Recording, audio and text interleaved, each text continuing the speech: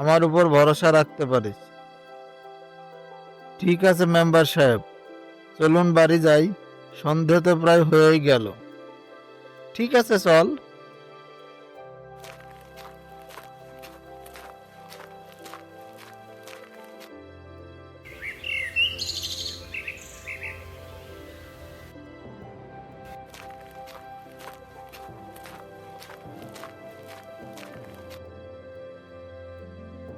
বোন, আমরা চলে এসেছি। চল এবার আয়শার বাড়িতে আগুন লাগিয়ে দেই। হ্যাঁ ভাইয়া, আগুন লাগিয়ে দাও যাতে করে আমার প্রাণটা জুড়িয়ে যায়। আমি আগুন লাগাবো না, তুই আগুনটা লাগিয়ে দে। তোর পথের কাঁটা তুই দূর কর।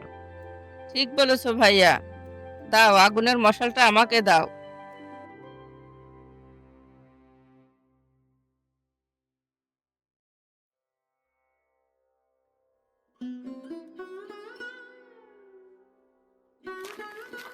জান্নাত আয়েশার ঘরে আগুন লাগিয়ে পালিয়ে যায়। কিছুক্ষণ পর আয়েশা আগুন আগুন বলে চিৎকার করে আয়েশার মাকে নিয়ে বের হয়ে আসে। হাই হাই, আমাদের এই সর্বনাশ কে করলো?